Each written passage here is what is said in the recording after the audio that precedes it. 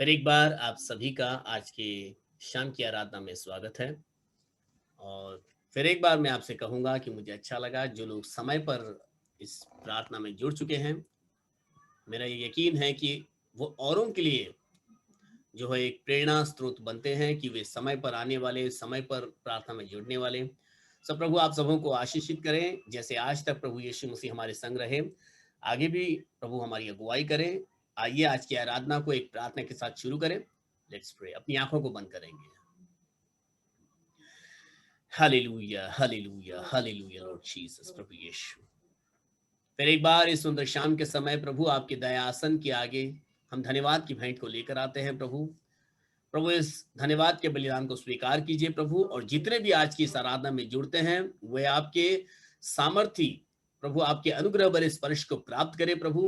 और वे जो प्रभु कमजोरी के हालात में है, बीमारियों के हालात में है, यदि कोई बंधन में है प्रभु, प्रभु आज के शाम की आराधना उनके लिए चंगाई का समय, चंगाई का कारण बनने पाए प्रभु, छुटकारे का स्थान बनने पाए प्रभु यीशु मसीह। प्रभु हर एक वो व्यक्ति जो प्रभु आज की इस आराधना में जुड़ते हैं वे आपके दर्शन को प्राप्त करें प्रभु। प्रभु आज की शाम में जो भी आराधना हम करते हैं, जो गीतों को हम गाते हैं प्रभु यीशु मसीह, इन सारे गीतों के गाए जाने के द्वारा, वचन के सुनने सुनाए जाने के द्वारा कई लोगों के जीवन के अंदर प्रभु यीशु मसीह स्वर्गीय आनंद आने पाए प्रभु, और वे आपके दर्शन को प्राप्त करें, छुटकारा प्राप्त करें प्रभु। जैसे आज तक भी प्रभु आपने अपने लोगों की सुधि ली, ऐसे प्रभु आगे भी प्रभु आपकी दया, आपका अनुग्रह प्रभु आपके बुलाए हुआ पर बना रहे। अब प्रार्थना हमारे उद्धार करता यीशु मसीह नासरी के नाम से मांगते हैं। आमीन, आमीन, आमीन, आमीन। हालेलुया। आइए इस शाम के समय जब खुदा आपके चरणों में मैं और आप एकत्रित हुए हैं, तो क्यों ना एक गीत के गाने के द्वारा प्रभु को महिमा देंगे हम। आज सिंथिया और उसके साथ हमारा परिवार इस आराधना में हमारी सहायता करेंगे।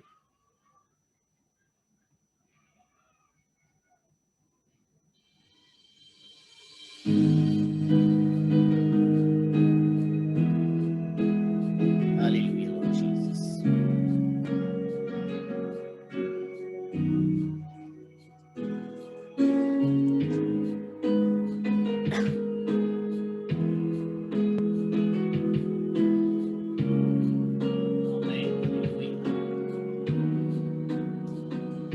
भंवर के बीच में तू कहता है थम जा, तू मेरी ताकत है, तू ही मेरा ईमान। भंवर के बीच में तू कहता है थम जा, तू मेरी ताकत है, तू ही मेरा ईमान। बीत कल में तू साथ मेरे था, आज भी मेरे साथ है खड़ा, आने वाले कल में भी होगा। उठते हुए तूफानों में तू ही मेरी चट्टान, बढ़ती हुई लहरों पे तेरे कदमों के निशान। बीमारियों में तू कहता है उठ जा, यहोवा राफा, तू ही मेरी शिफा। बीमारियों में तू कहता है उठ जा, यहोवा राफा, तू ही मेरी शिफा। बीते कल में तू साथ मेरे था, आज भी मेरे साथ है खड़ा, आने वाले कल में भी होगा। उठते हुए तूफानों में तू ही मेरी चट्टान, बढ़ती हुई लहरों पे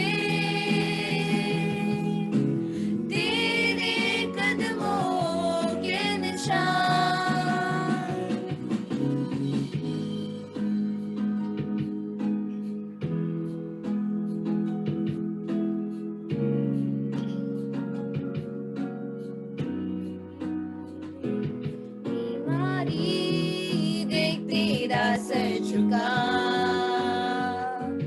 मुझ पर तेरा बस ना चल सका।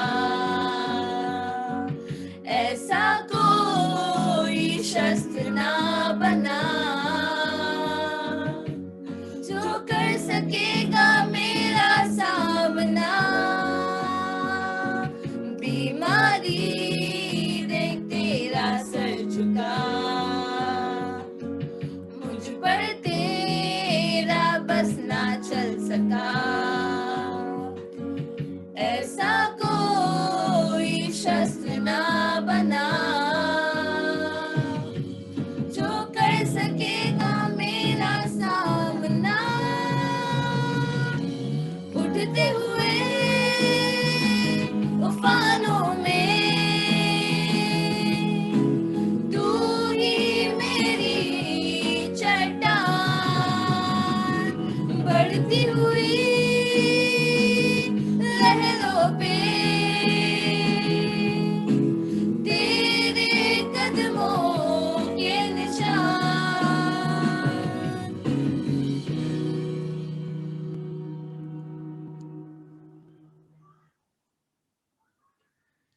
आमीन, हालेलुया, प्रेज जीसस, हालेलुया।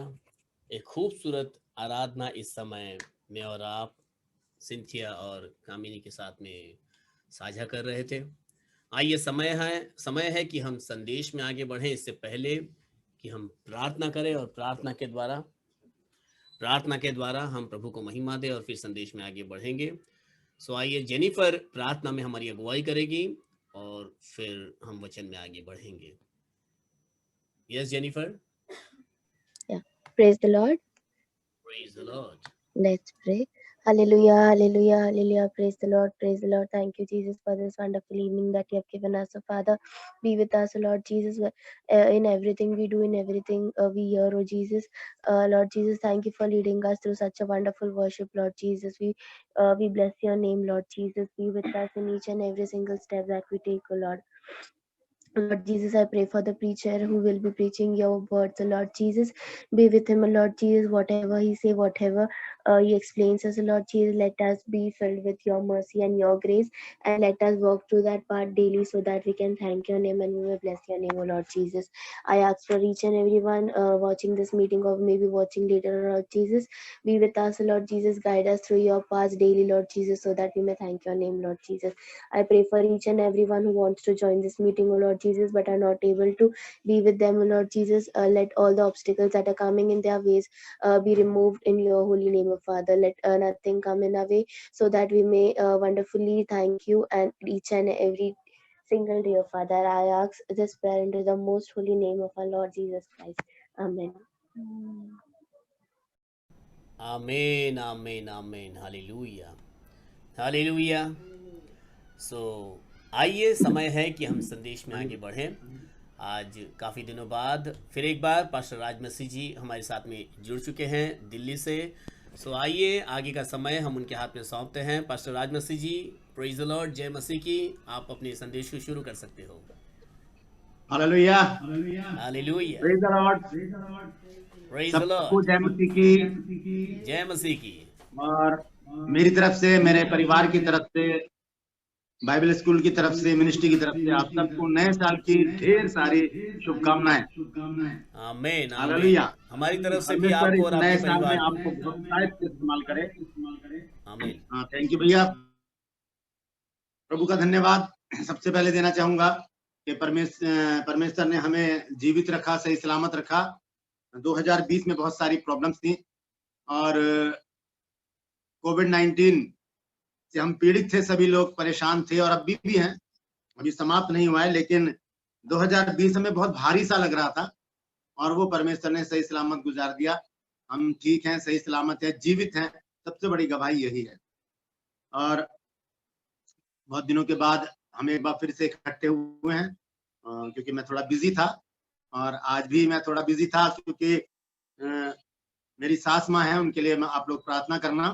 वो हॉस्पिटलाइज हैं, उनको आईसीयू में है वो। मैं और मेरी वाइफ अभी उनको देखकर अभी लौटे हैं, तो अभी ठीक है। वो परमेश्वर का धन्यवाद है कि वो ठीक हो रही हैं धीरे धीरे। हम प्रार्थना करके आए हैं वहां पर, और वो बहुत जल्दी रिकवर होकर घर वापस आएंगी, हमारा विश्वास है। हालेलुया। तो समय कम है, इसलिए हम देखेंगे आज के वचन को। और मेरे ख्याल से हमने जहां छोड़ा था, कलीसिया की सदस्यता की शर्तें, वहां पर हमने पिछली बार इस सब्जेक्ट को छोड़ा था। और ये सब्जेक्ट है कलीसिया। कलीसिया के विषय में हम लोग यहाँ पर सीख रहे हैं कुछ दिनों से, और मुझे लगता है महीना भी हो चुका है, महीने हो चुके हैं, क्योंकि आज मेरे को लगता है 10वां एपिसोड है ये। तो आज हम देखेंगे कलीसिया का अभिप्राय। कलीसिया का अभिप्राय, अभिप्राय का मतलब होता है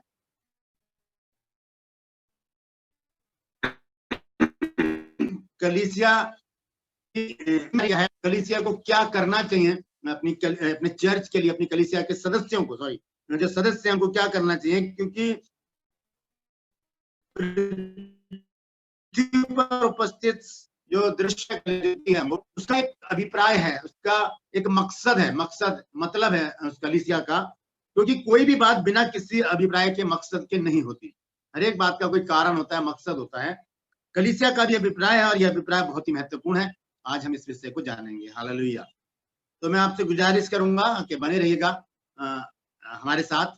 ज्यादा समय नहीं है, सिर्फ आधा घंटा है, और इस आधे घंटे में मैं कुछ बातें आपके साथ शेयर करूंगा। मैं सबसे पहले आपको बताऊंगा कलीसिया का अभिप्राय, उसके बाद पृथ्वी की कलीसिया की एकता। अगर समय बचा तो मैं इस पर बात करूंगा, अन्यथा मैं कल फिर से मेरा समय है, जैसे कि मेरी पास्टर जी से बात हुई है, तो कल मैं इसको आपके सम्मुख रखूंगा। तो आज हम देखेंगे कलीसिया का अभिप्राय। हम देखेंगे सबसे पहला काम, कलीसिया के विषय में कुछ काम है। आज मैं ब्रदर जो हमारे पास्टर जी हैं, सुनील भाई, उनका मैसेज देख रहा था, तो वो कुछ समझा रहे थे आप लोगों को कि कलीसिया में अनुशासन बहुत जरूरी है। और ये बात सच है, क्योंकि वचन में लिखा है कि अनुशासन की छड़ी से क्या होता है, बताओ आप। अनुशासन की छड़ी से क्या होता है, जो बच्चे के जो हृदय में ढीठता की गांठ बंधी होती है, वो हट जाती है, वो खुल जाती है।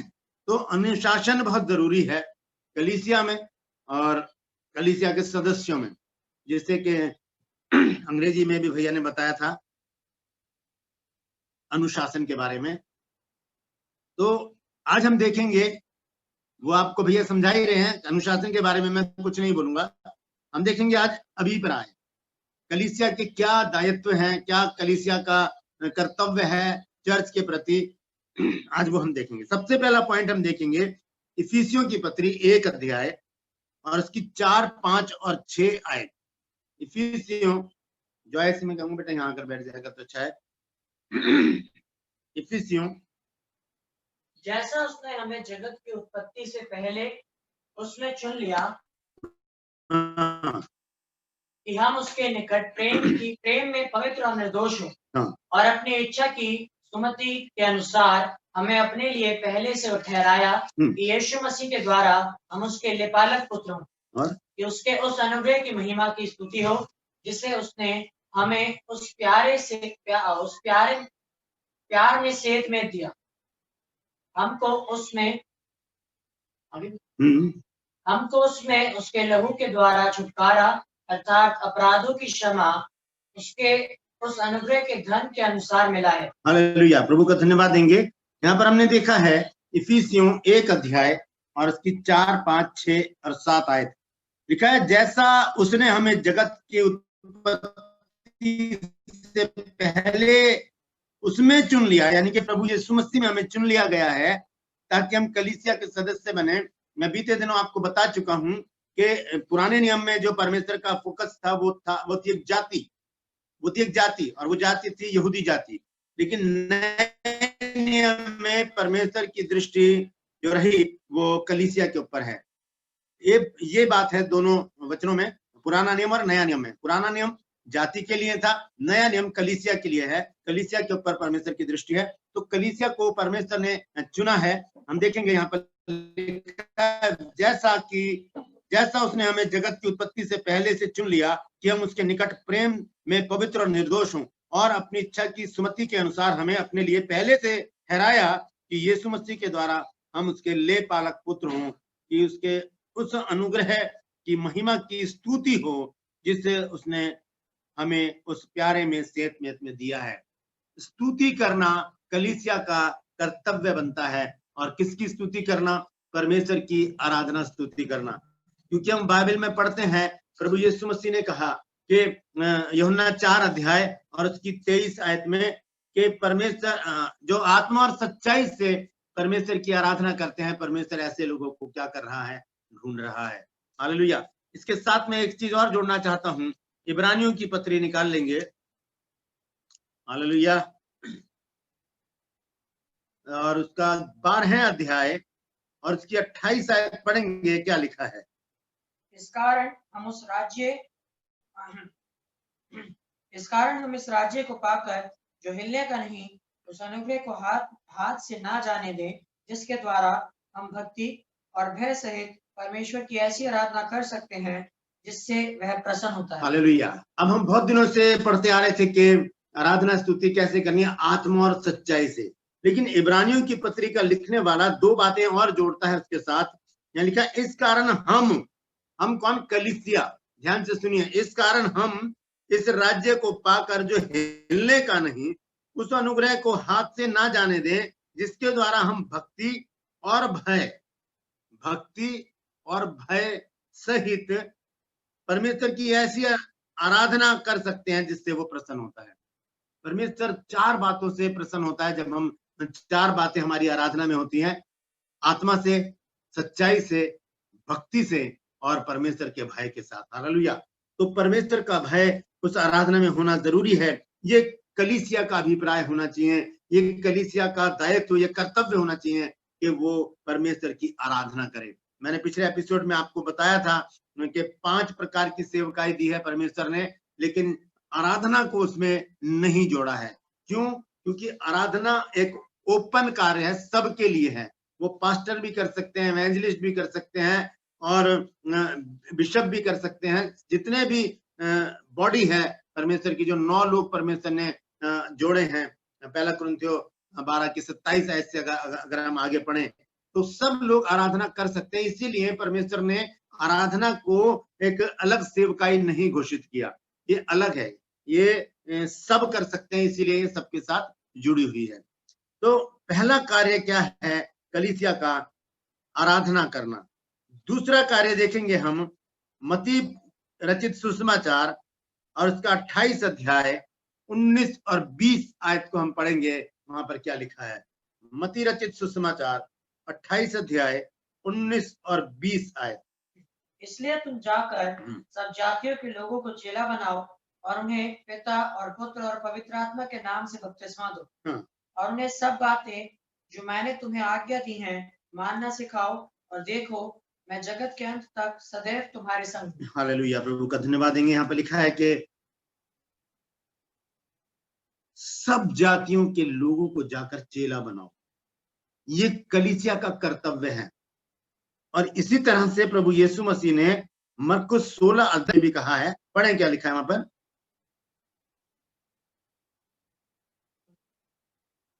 और 16 की 15 आयत।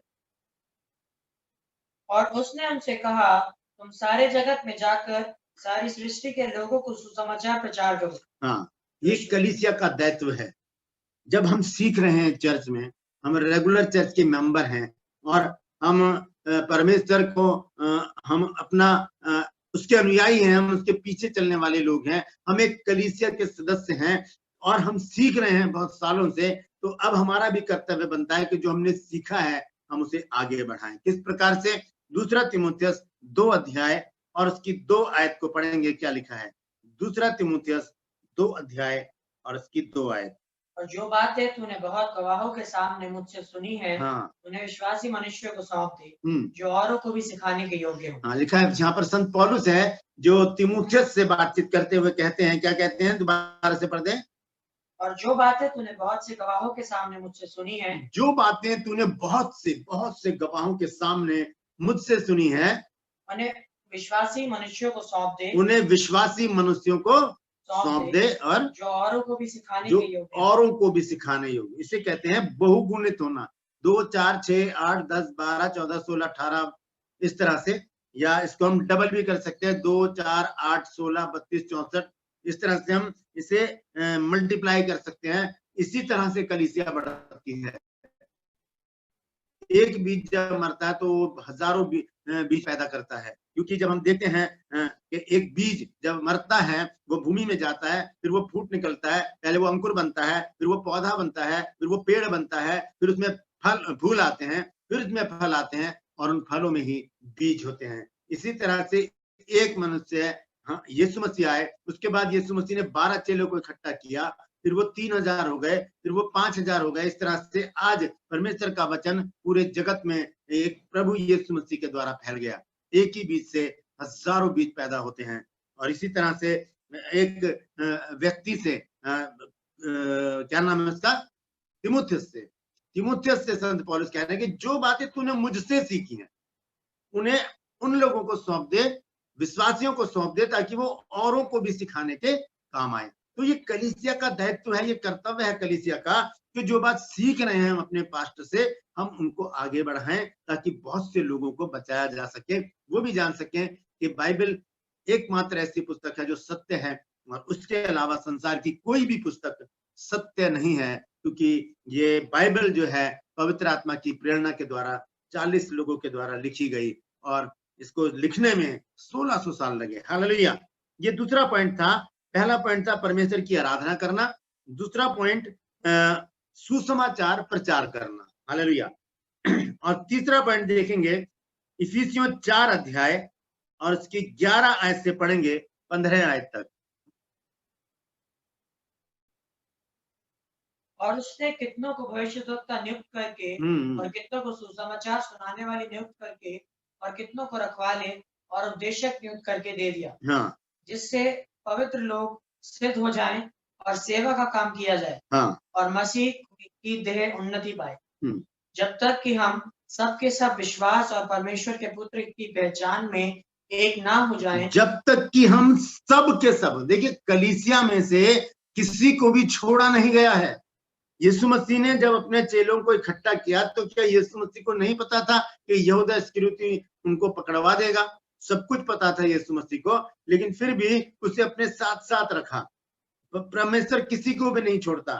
हम एक वचन को देखेंगे, वापस यहाँ पर बाद में आएंगे, हम देखेंगे मत्ती की इंजिल निकाल लेंगे, मत्ती रचित सुसमाचार और उसका 22 अध्याय और उसकी 14 आयत पढ़ेंगे। क्या लिखा है? क्योंकि बुलाए हुए तो बहुत हैं, परंतु चुने हुए थोड़े। हाँ, लिखा है बुलाए हुए बहुत हैं लेकिन चुने हुए थोड़े से लोग हैं। तो परमेश्वर ने बुलाया सबको है, लेकिन चुना वो जाता है जो दक्ष होता है, जो निपुण होता है अपने कार्य में, जिस कार्य में परमेश्वर उसे परिपक्व करना चाहता है, उसे आगे बढ़ाना चाहता है। तो इसका मतलब क्या है? जो चुन लिए गए वो तो यूज हो गए, जो बुलाए गए हैं उनका क्या, उनके साथ परमेश्वर क्या करेगा? मैं आपको बता दूं आज कि परमेश्वर ने उनको भी नहीं छोड़ा है। आइए देखेंगे रोमियो 8 अध्याय और इसकी 28 आयत पढ़ेंगे। क्या लिखा है?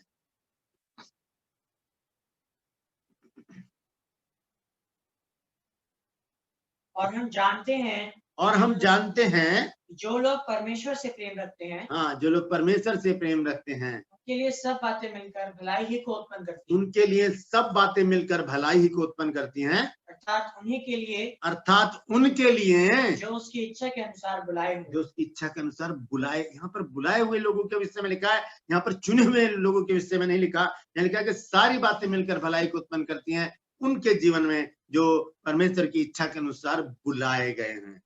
हालेलुया। तो हमने देखा है यहाँ पर इफिसियों में वापस आएंगे, 13 आयत में लिखा है, जब तक कि हम सब के सब विश्वास और परमेश्वर के पुत्र की पहचान में एक ना हो जाएं और एक सिद्ध मनुष्य ना बन जाएं और मसीह के पूरे डील डॉल तक ना बढ़ जाएं। एक टारगेट दिया गया है हमको बढ़ने का, प्रभु में बढ़ने का, और हम धीरे धीरे धीरे धीरे जब हम आत्मिकता में बढ़ते जाते हैं तब हम प्रभु यीशु मसीह के डील डॉल तक पहुंचने का कार्य कर सकते हैं। हालेलुया। और आगे लिखा है 14 आयत में, ताकि हम आगे को बालक ना रहें जो मनुष्यों की ठग विद्या और चतुराई से उनके भ्रम की युक्तियों की और उपदेश की और हर एक बयार से उछाले और इधर उधर घुमाए जाते हो, वरन प्रेम में सच्चाई से चलते हुए सब बातों में उसमें जो सिर है अर्थात मसीह में बढ़ते जाएं। हालेलुया। तो ये तीसरा जो पॉइंट है वो है शिक्षा और निर्देश देना। शिक्षा और निर्देश देना, ये आपस में भी हम कर सकते हैं और ये पास्टर लोग भी और चर्च के जो बॉडी है वो भी कलीसिया को समझा सकते हैं, उनको शिक्षा दे सकते हैं, उनको निर्देश दे सकते हैं कि आप अगर चुने हुए नहीं हैं, अगर आप बुलाए हुए हैं तो आपके लिए भी काम है, आपको ऐसे ही छोड़ दिया नहीं गया है। हालेलुया। तो ये तीसरा पॉइंट हमने देखा है। एक वचन और मैं पढ़वाना चाहता हूं, पहला थिस्सलुनीकियों 5 अध्याय, पहला थिस्सलुनीकियों 5 अध्याय और उसकी 11 आयत पढ़ेंगे। वहां पर क्या लिखा है? इस कारण एक दूसरे को शांति दो और एक दूसरे की उन्नति के कारण बनो। लिखा है कि इस कारण एक दूसरे को शांति दो और एक दूसरे की उन्नति का कारण बनो, निदान तुम ऐसा करते भी हो। हालेलुया। हमें एक दूसरे की उन्नति का कारण बनना है, हमें शिक्षा और निर्देश देते हुए एक दूसरे की उन्नति, आत्मिक उन्नति, आत्मिक उन्नति, क्योंकि बाइबल की बातें कर रहे हैं हम यहाँ पर, तो सारी बातें आत्मिक की होंगी। यानी क्या कि एक दूसरे की आत्मिक उन्नति का हम कारण बन जाएं। ये नहीं कि हम किसी को नीचे गिरा दें, किसी के साथ द्वेष रखकर हम उसको उसका तिरस्कार करें, उसके साथ भेदभाव रखें और चर्च खत्म होने के बाद हम उनसे मिले भी ना, ऐसा नहीं।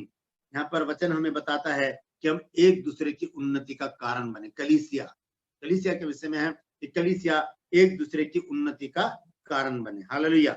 एक और वचन मैं पढ़वाना चाहता हूँ, हम देख सकते हैं, पढ़वाऊंगा नहीं, बहुत लंबा है थोड़ा सा ये। पहला कुरिन्थियों 12 अध्याय 1 से 31 तक आप पढ़ सकते हैं।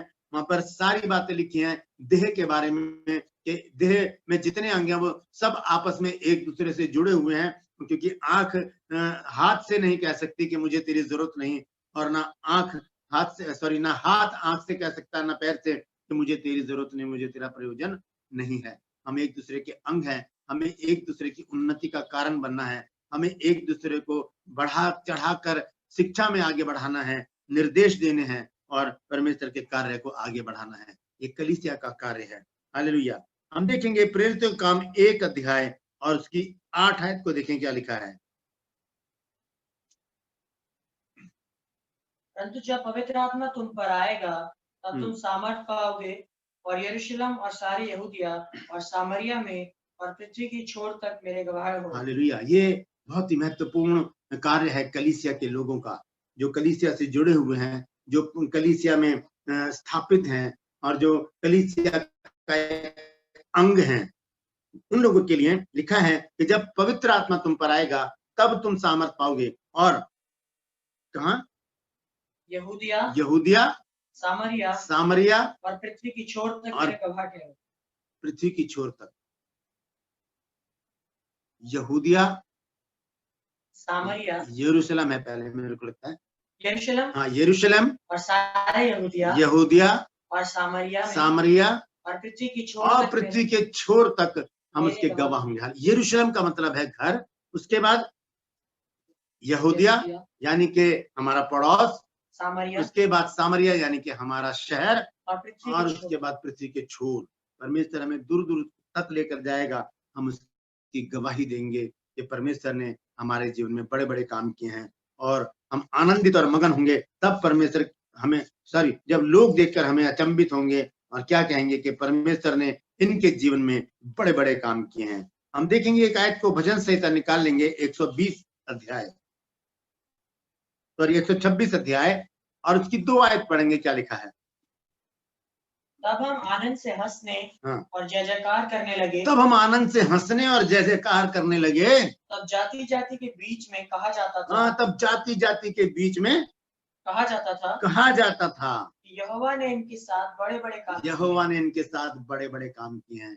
तो ये नहीं कि वो काम सिर्फ मेरे ही जीवन में हो, मेरे उस साथी के भी जीवन में हो जो चर्च में मेरे साथ बैठता है, वो भी शिक्षा में निपुण हो, वो भी बाइबल का ज्ञाता हो, वो भी प्रार्थना योद्धा हो, वो भी एक दिन वचन का प्रचार करने वाला बन जाए। ये उद्देश्य हमारा होना चाहिए, ये अभिप्राय हमारा होना चाहिए कलीसिया और चर्च के प्रति। तो हम निरंतर गवाही देते रहे।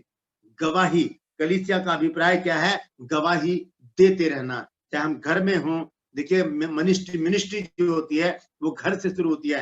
यहाँ पर लिखा है प्रेरितों के काम 1 अध्याय और उसकी 8 आयत में कि जब पवित्र आत्मा तुम पर आएगा तब तुम सामर्थ पाओगे और सारी यरूशलेम में, यरूशलेम का मतलब है घर, हमारी मिनिस्ट्री घर से शुरू होती है। अगर घर में ही कोई अविश्वासी है तो हम किसी को भी प्रचार नहीं कर सकते कि आप विश्वास में आ जाओ, क्योंकि उसके पास हमें कहने का मौका होगा कि पहले अपने घर के सदस्यों को विश्वासी बना लो, फिर हमें विश्वासी बनाना। हालेलुया। इसीलिए शुरुआत घर से है, उसके बाद हमारे पड़ोस से है, उसके बाद हमारे शहर से है, उसके बाद देश दुनिया, जहां भी परमेश्वर हमको ले जाना चाहता है परमेश्वर हमें वहां लेकर जाएगा। हालेलुया। ये चौथा पॉइंट है। पहला पॉइंट था परमेश्वर की आराधना करना कलीसिया का दायित्व है, उसका अभिप्राय है। सुसमाचार प्रचार करना कलीसिया का अभिप्राय है। शिक्षा और निर्देश देना कलीसिया का अभिप्राय है। और निरंतर गवाहियां देते रहना ये कलीसिया का अभिप्राय है। हालेलुया। हम देखेंगे प्रेरितों के काम 2 अध्याय और उसकी 42 आयत। मैं 5वां पॉइंट आपको बताने जा रहा हूं। प्रेरितों के काम 2 अध्याय और उसकी 42 आयत। और वह प्रेरितों से शिक्षा पाने और संगति रखने में और रोटी तोड़ने में और प्रार्थना करने में लौलीन रहे। हाँ, लिखा है कि वे प्रेरितों से शिक्षा पाने में, संगति रखने में और रोटी तोड़ने में और प्रार्थना करने में लौलीन रहे। हालेलुया। ये कलीसिया का एक उद्देश्य है, उसका अभिप्राय है। ये 4 काम कलीसिया में होने बहुत जरूरी है। सबसे पहला काम क्या है?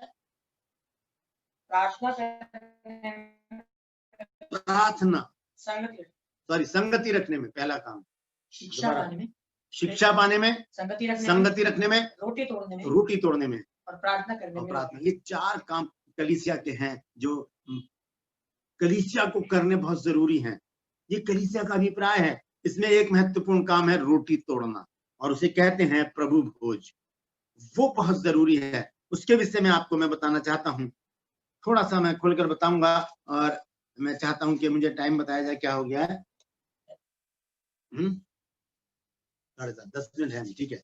तो मैं आपको बताना चाहता हूँ प्रभु भोज के बारे में छोटा सा बताऊंगा, लेकिन किसी दिन इसी विषय पर मैं आपके साथ रूबरू होऊंगा। हम देखते हैं उत्पत्ति 2 अध्याय की 7 आयत में लिखा है। पढ़े क्या लिखा है 2 की 7 में। और मैं इससे पहले आपको बता दूं यूहन्ना 14 अध्याय और इसकी 6 आयत में लिखा है, प्रभु यीशु मसीह ने कहा मार्ग सत्य और जीवन मैं हूं। तो जीवन कौन है? प्रभु यीशु मसीह है। हाँ बोले, आगे पढ़े क्या लिखा है? और यहोवा परमेश्वर ने आदम को भूमि की मिट्टी से रचा। हाँ। और उसके नथनों में जीवन का श्वास फूंक दिया और आदम जीवित प्राणी बन गया। लिखा है कि आदम को परमेश्वर ने भूमि की मिट्टी से रचा और आदम कैसा बन गया? जीवता प्राणी बन गया। क्या डाला उसमें? जीवन का सांस। हालेलुया। और जीवन कौन है? वो प्रभु यीशु मसीह। 2 अध्याय 7 आयत हम पढ़ रहे हैं, लेकिन 3 अध्याय में आकर क्या हो जाता है? पाप की एंट्री हो जाती है और मनुष्य पापी हो जाता है, और पाप का और प्रभु यीशु मसीह का कोई भी संबंध नहीं है आपस में। वहां से यीशु मसीह दूरी बना लेते हैं मेरे और आपसे। उसके बाद परमेश्वर एक विधि को बनाकर तैयार करता है, और वो विधि है प्रभु भोज। वो विधि है प्रभु भोज। यूहन्ना 6 अध्याय और इसकी 50 आयत से पढ़े क्या लिखा है।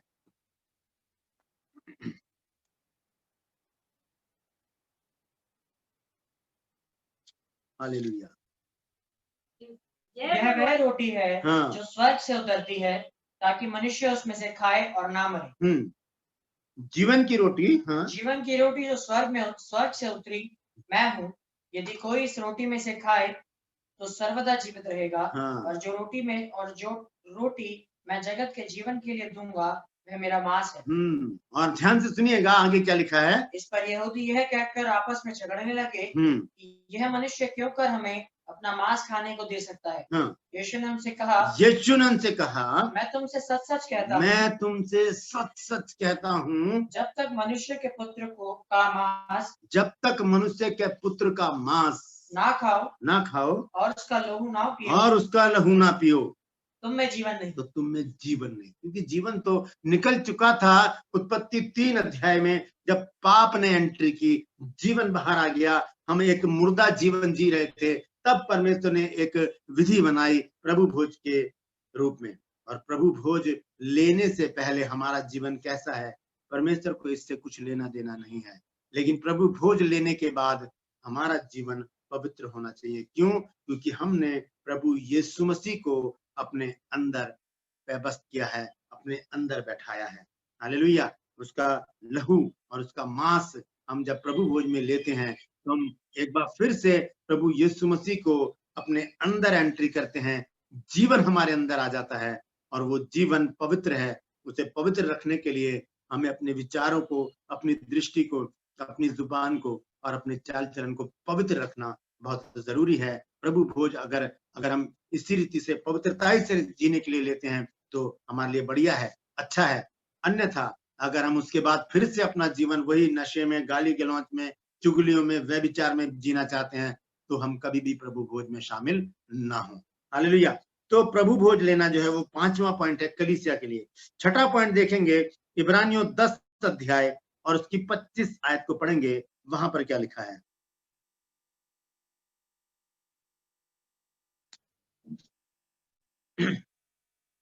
और एक दूसरे के साथ इकट्ठा होना ना छोड़ो। एक दूसरे के साथ इकट्ठा होना ना छोड़ें, संगति करना ना छोड़ें। कितनी अच्छी बात हो गई है कि कोरोना वायरस आया 2020 में, तो क्या हो गया, सब लोग ऑनलाइन इकट्ठा शुरू हो गए। हालेलुया। हम लोग फेसबुक पर इकट्ठा होने शुरू हो गए, हम जूम ऐप पर आकर शुरू हो गए इकट्ठा होना। हमने इकट्ठा होना नहीं छोड़ा और इसी वजह से आज हम 2021 को देखने पाए। हालेलुया। इसीलिए हम 2021 को देखने पाए, अन्यथा हम भी उन लाखों लोगों में होते जो मर चुके हैं कोरोना वायरस की वजह से। हमने एक संगति हासिल की, हमने परमेश्वर के लोगों के साथ संगति को बनाकर रखा, इसीलिए तो हम जीवित हैं। क्यों? क्योंकि यीशु मसीह ने कहा है मत्ती 18 अध्याय 20 आयत में कि जहां मेरे नाम पर 2 या 3 इकट्ठे होते हैं मैं उनके बीच में होता हूं। और जहां प्रभु यीशु मसीह है वही तो जीवन है। हालेलुया। वहां पर मृत्यु का कोई भी काम नहीं है। तो संगति ये है 6ठा काम कलीसिया का। संगति रखें एक दूसरे से, अपने घर में एक प्रार्थना रखें और पास्टर को अपने घर में बुलाएं और महीने में एक बार या हफ्ते में एक बार या एक पखवाड़े में यानी कि 15 दिन में एक बार एक प्रार्थना रखें और एक संगति रखें ताकि परमेश्वर की उपस्थिति आपके घर में हो सके। हालेलुया। संगति रखना। प्रेरित काम 2:42 में भी हमने पढ़ा था कि संगति रखने में, रोटी तोड़ने में, शिक्षा पाने में वो लोग लौलीन रहे। तो संगति बहुत जरूरी है। एक वचन और पढ़ेंगे, 1 कुरिन्थियों 1 अध्याय की 9 आयत।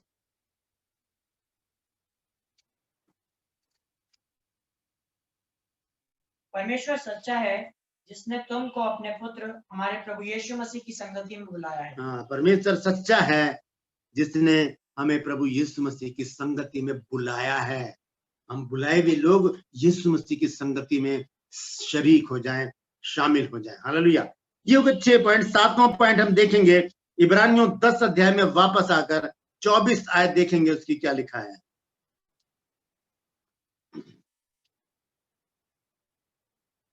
और प्रेम और भले कामों में उकसाने के लिए एक दूसरे की चिंता किया। हाँ, एक दूसरे की चिंता करना, ये बहुत महत्वपूर्ण काम है। ये दायित्व है कलीसिया का। ये कलीसिया के अंदर ये बोझ होना बहुत जरूरी है। ये अभिप्राय होना, ये उद्देश्य, ये कर्तव्य कलीसिया का बनता है। तो वो एक दूसरे की चिंता करें। अगर कोई चर्च में नहीं आया है तो उसके लिए चिंतित हो जाए कि आज वो बहन या वो भाई चर्च में क्यों नहीं आए। उनसे कांटेक्ट करें, फोन करें, उनको मैसेज करें, या हो सके तो घर जाकर उनका हाल चाल लें, क्या वजह है कि वो आज नहीं आए। एक दूसरे की चिंता किया करें। यहाँ लिखा है और प्रेम और भले कामों में उकसाने के लिए एक दूसरे की चिंता किया करें। तो हम एक दूसरे की चिंता करें। कलीसिया का ये दायित्व है कि हम एक दूसरे की चिंता क्या करें, क्योंकि हम आपस में मसीह की देह हैं, हम एक कलीसिया के अंग हैं। तो अगर हाथ को तकलीफ होगी तो पूरा शरीर दर्द से कर रहेगा। अगर सर में दर्द होगा तो पूरा शरीर निढाल हो जाएगा, क्योंकि शरीर का एक एक अंग एक दूसरे से जुड़ा हुआ है। जिस प्रकार से कलीसिया के लोग आपस में एक दूसरे से जुड़े हुए हैं। तो ये 7 बातें होनी बहुत जरूरी हैं कलीसिया की एक एक सदस्य के अंदर वो परमेश्वर की आराधना करने में निपुण हों और सुसमाचार प्रचार करना जानते हों, शिक्षा और निर्देश देना शुरू करें, निरंतर गवाही देते रहें, प्रभु भोज में हमेशा शामिल हों, संगति रखने में पीछे ना रहें और एक दूसरे की चिंता करना ना छोड़ें। हालेलुया। तो आज के लिए इतना ही। कल मैं आपसे फिर मिलूंगा और कल के विषय में मैं आपको बता दूं, कल मैं आपको बताऊंगा कि पृथ्वी की जो कलीसिया है उसकी एकता के विषय में मैं कल आपसे बातचीत करूंगा। तो आज के लिए इतना ही। परमेश्वर आप सबको आशीषित करे। हालेलुया। आमीन। हालेलुया। तो शुक्रिया पास्टर जी, अच्छे विचार, मतलब एक अच्छे मार्गदर्शन के लिए जो कलीसिया की में होना बहुत ज़रूरी है, किस तरह से वे एक दूसरे की संगति में प्रभु के सामने सिद्ध हो सकते हैं, उसके एक एक बिंदुओं को जो है पास्टर राज मसीह जी से हम सब सुन रहे थे और सीख रहे थे। उन्हें तहे दिल से हम धन्यवाद देते हैं कि उन्होंने ऐसे ठिठुरती ठंड में, हम सुन रहे हैं दिल्ली के बारे में, हम खबरें पढ़ रहे हैं, इस समय में काफ़ी अच्छी ठंडी वहाँ पर चल रही है, और ऐसे ठंड में भी इसके बजाय कि वे ठंड का आनंद ले बाहर जाकर, उन्होंने समय दिया मुंबई की कलीसिया को कि वे उत्तम बातें कलीसिया के बारे में हमें सिखाए। बारिश हो रही है, बारिश हो रही है इस तरह से। बिल्कुल बिल्कुल बिल्कुल, हम खबर ये भी पढ़ रहे हैं कि आज सुबह अच्छी खासी बारिश भी आपके यहाँ पर हुई है, और हमें खुशी है कि आप एक अच्छे मौसम का आनंद ले रहे हो वहाँ पर। और आपके शब्दों में जो कलीसिया के लिए एक मार्गदर्शन कलीसिया ने प्राप्त किया, कलीसिया की ओर से हम आपको धन्यवाद देते हैं। और सारी कलीसिया जितने भी आज इस जूम पर जुड़े हैं, आप सबों को फिर एक बार मैं याद दिलाना चाहूँगा, जैसे आज आप पास्टर राज मसीह जी को सुन रहे थे, ऐसे ही कल फिर से वे हमारे साथ में जुड़ेंगे। तो इसी उत्साह के साथ में, इसी आनंद के साथ और ऐसी ही तैयारी के साथ, क्योंकि मेरा ये विश्वास है आप जब भी शाम की आराधना में बैठ रहे हो, अपने बुक और पेंसिल को लेकर बैठ रहे होंगे, नोट्स ले रहे होंगे, और ज़रूर आपने ये सारी बातों को अपने लेखे में लिया होगा ताकि आप आगे को इस स्टडी को दोहरा सको और इस पर मनन कर सको।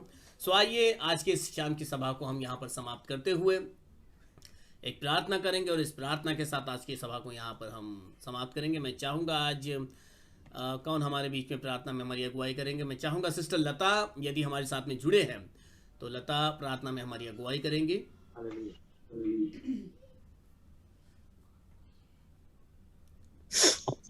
Praise the Lord. Praise the Lord. Hallelujah. आइए हम प्रार्थना करते हैं। Hallelujah hallelujah. Praise the Lord, praise the Lord. प्यारे यीशु मसीह, धन्यवाद देते सुंदर समय के लिए। फिर एक बार आपने हमें एक मौका दिया कि हम सब मिलकर आपकी स्तुति करें, आराधना करें। प्रभु यीशु मसीह, धन्यवाद देते सुंदर समय के लिए भी प्रभु यीशु मसीह, कि प्रभु जो भी वचन हम सुनते हैं वो सुने, उसके अनुसार चले, ऐसे बुद्धि ज्ञान हमें दो। यीशु यीशु हमेशा हमारे हृदय से बातें करो। यीशु मसीह, हमारे हृदय में आप प्रवेश करो। ओ राजाओं के राजा, प्रभु के प्रभु, हर बात में हम आपको धन्यवाद देते हैं। प्रभु पूरे साल आपने हमें संभाला, एक नए साल की शुरुआत हमने आपके नाम से की है, और सचमुच ये साल हर एक के लिए आशीषों से, खुशियों से, आनंद से भरा रहे। प्रभु हर एक के जीवन में प्रभु आप खुशियां और आनंद देना, क्योंकि जिंदा यीशु मसीह हर एक के परिवार में मौजूद है। यीशु मसीह, आप हमेशा हमारे साथ रहना, हमारी हर जरूरतों को पूरा करने के लिए भी हम आपको धन्यवाद देते हैं। पिछले दिनों में कई लोग बीमार थे प्रभु, उन्हें आपने चंगाई दी, इसके लिए धन्यवाद देते हैं। और भी जो तकलीफों में है उन्हें भी प्रभु हम मांगते हैं, उनके लिए भी उन्हें चंगाई दो, अच्छा स्वास्थ्य और अच्छा आरोग्य दो। यीशु मसीह, धन्यवाद हर बात में। और प्रभु जिन बच्चों की अभी परीक्षाएं हैं प्रभु, उन्हें ज्ञान और बुद्धि देना उनकी पढ़ाई में प्रभु यीशु मसीह, और आने वाले दिनों में हर एक बच्चों के लिए आप मार्ग खोलना प्रभु। उनके स्कूल बंद है प्रभु, लेकिन वो घर पर अच्छी तरह से नहीं पढ़ रहे, आप जान रहे, लेकिन उन्हें बुद्धि ज्ञान आप देना। हर एक पर आपकी दया कृपा आशीष बनाए रखो यीशु। धन्यवाद धन्यवाद हर एक परिवार के लिए, जितने भी ये प्रार्थनाएं देख रहे हैं, सुन रहे हैं प्रभु, हर एक के घरों को आपके आशीषों से भर देना यीशु मसीह। हम धन्यवाद देते हैं फिर एक बार, आज तक आपने हमें संभाला, इसके लिए आगे भी यीशु मसीह इसी तरह आप हमारे साथ रहो। आप ही के पवित्र नाम से मांगते इस प्रार्थना को सुनो और ग्रहण करो। आमीन आमीन आमीन आमीन आमीन आमीन आमीन। स्वर्गीय मर्त्य पाताल के खुदावन प्रभु यीशु मसीह का अनुग्रह और उसकी दया, प्रभु यीशु मसीह की आशीषें और शांति हम सबों के संग प्रभु यीशु मसीह के दूसरे आगमन तक बनी रहे। आमीन आमीन आमीन आमीन आमीन आमीन। Praise the Lord everyone. Pastor Raj Masih ji, praise the Lord.